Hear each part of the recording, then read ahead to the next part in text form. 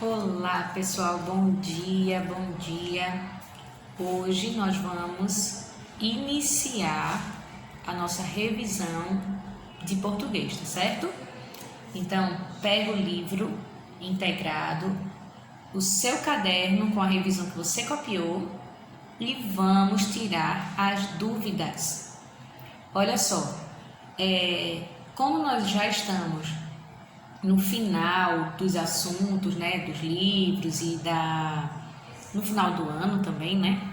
A gente já está no meio de novembro praticamente, não, ainda falta, né? No início de novembro.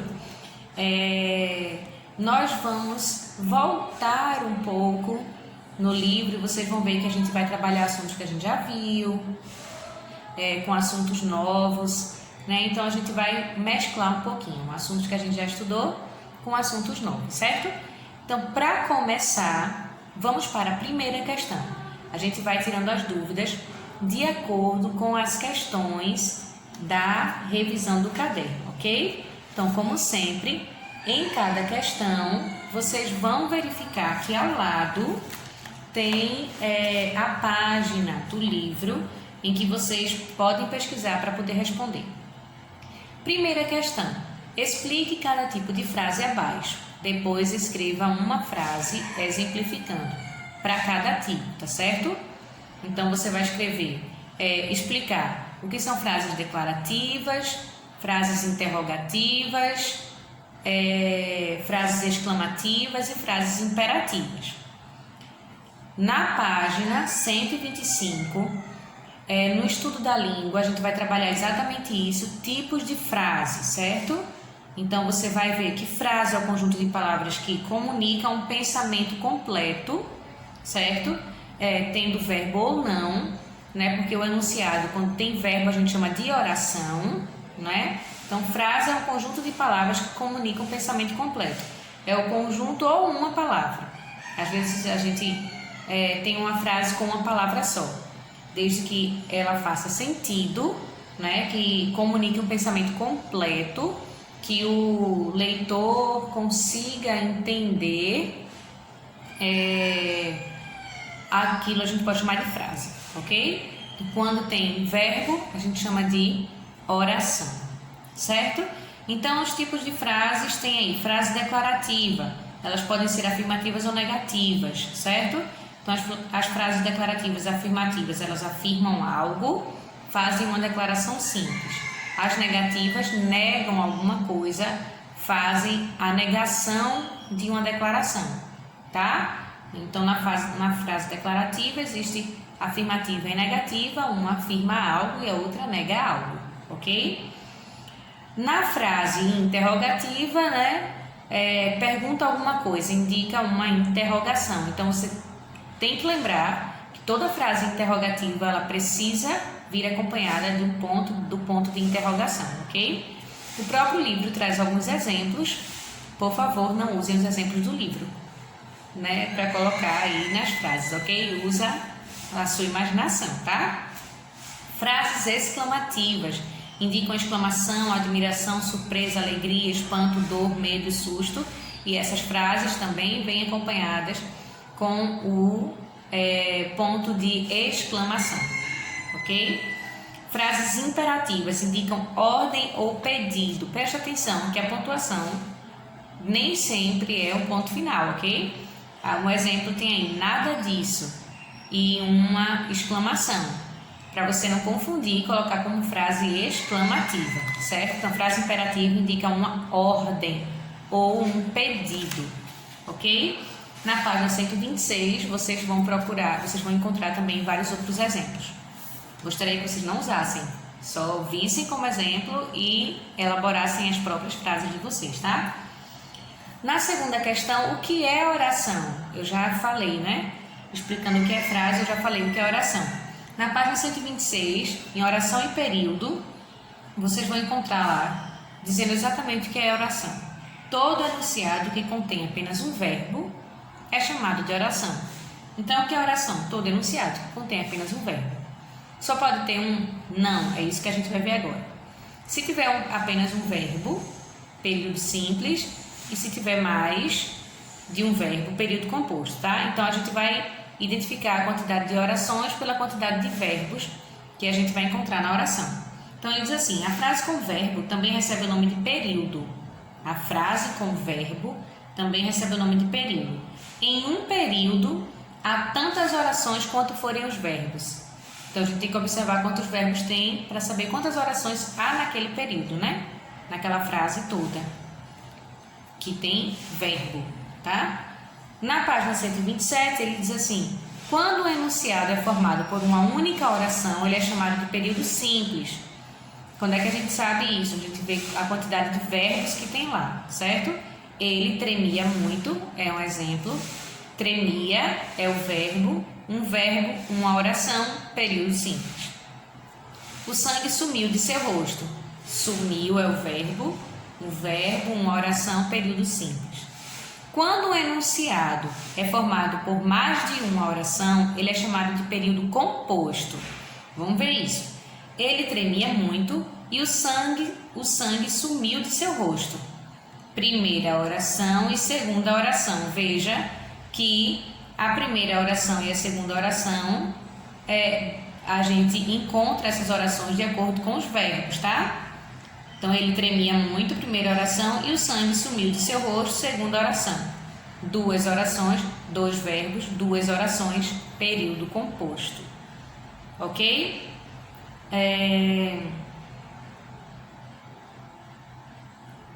Isso aí é irrelevante. Pronto. Então, no que é oração, né? Voltando, o que é oração? Todo enunciado que contém apenas um verbo é chamado de oração. Na terceira questão, identifique os verbos das orações e classifique os períodos em simples ou composto. Foi o que eu acabei de ver. Um verbo, uma oração, período simples. Dois verbos, duas orações, período composto. Mais de um verbo, mais de uma oração, período composto. Certo? Então, primeiro você precisa identificar os verbos. Então, o que é verbo? É aquela palavra que vai indicar ação. Certo? Então, vamos lá. Identifique os verbos das orações e classifique os períodos em simples ou composto. Ok? Chegou ao bar, dançou, cantou, comeu e foi embora. Só de observar aí, você já vê que tem mais de um verbo, né? Chegou, dançou, cantou, comeu, foi. Então, eu tenho 5 verbos. Se eu tenho mais de um verbo, eu tenho mais de uma oração, eu tenho um período composto, ok? Mais de um verbo, mais de uma oração, período composto. Não necessariamente você precisa colocar quantas orações. Se é para você classificar só período simples ou composto, você conta a quantidade de verbos. Quantos forem a quantidade de verbos, será a quantidade de orações. Se tiver uma, período simples, 2 orações ou mais, período composto, certo? Então, na letra A, nitidamente, período composto, né?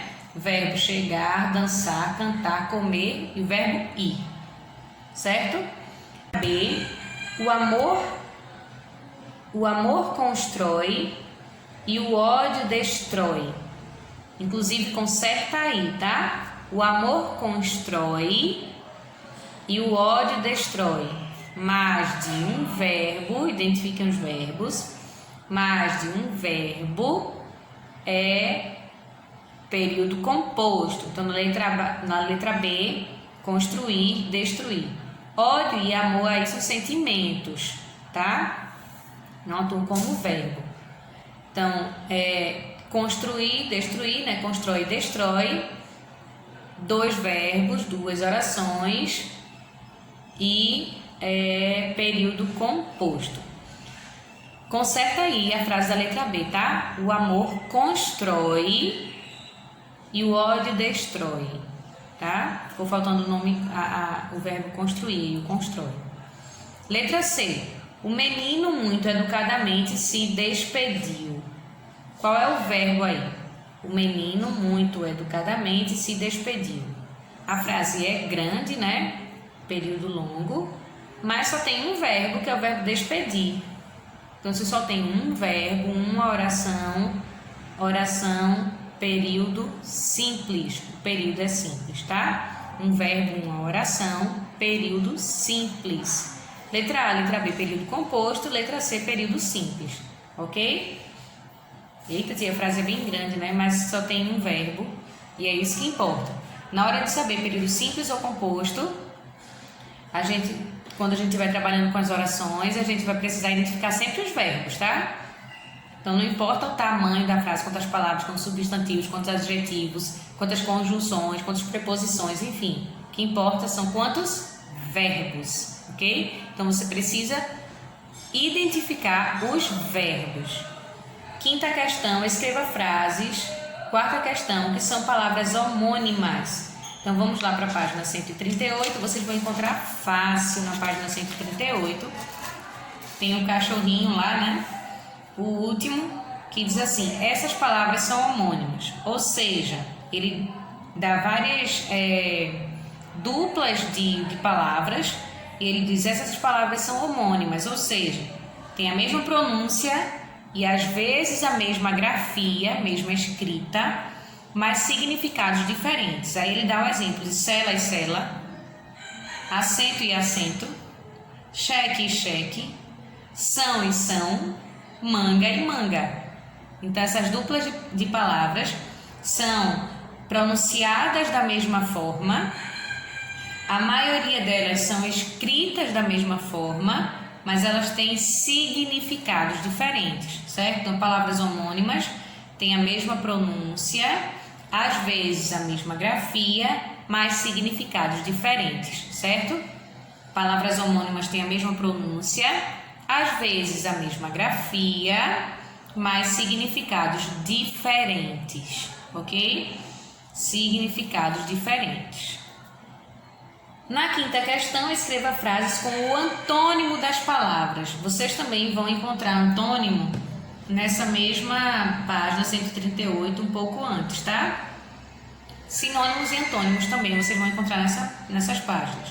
Então, antônimos são palavras que têm significados opostos, certo? Então, o contrário de barulho, você vai escrever o oposto de barulho é silêncio, né? Então, você vai escrever uma frase com o antônimo, com o oposto das palavras que estão aí, certo? Não é para usar essas palavras para escrever as frases, vocês vão usar o oposto dela, ok? Sexta questão, reescreva os verbos das frases no futuro. Você vai reescrever apenas os verbos. Identifique o verbo e escreva ele no futuro. Vocês podem observar isso,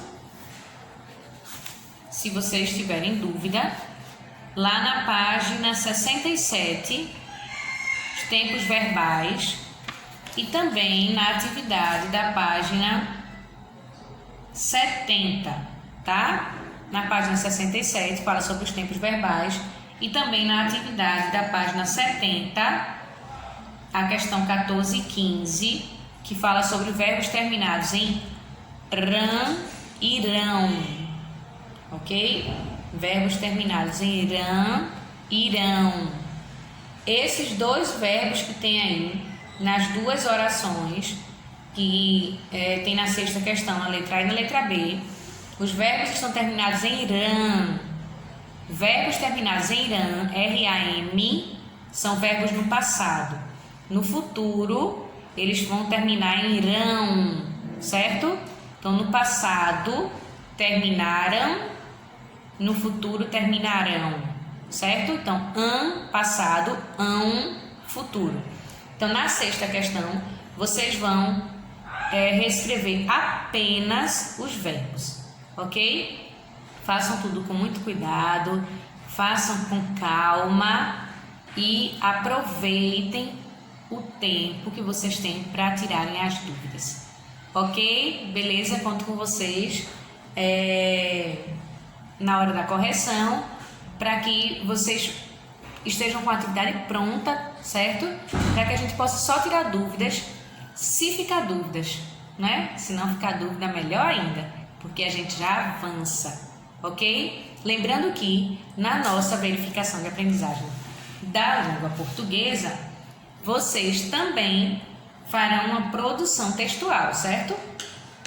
simples, uma produção textual bem simples, mas que vocês vão precisar colocar em prática tudo aquilo que a gente já viu, de pontuação, parágrafo, letra, questão da letra legível, né?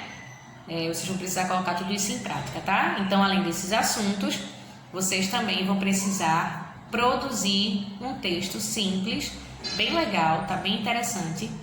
Então, comecem a usar a criatividade de vocês, a fazer rascunhos de textos, para que vocês possam também ter êxito na produção textual de vocês, ok?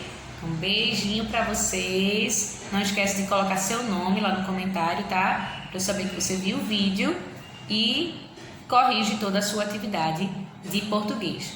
Beijo para vocês, tchauzinho!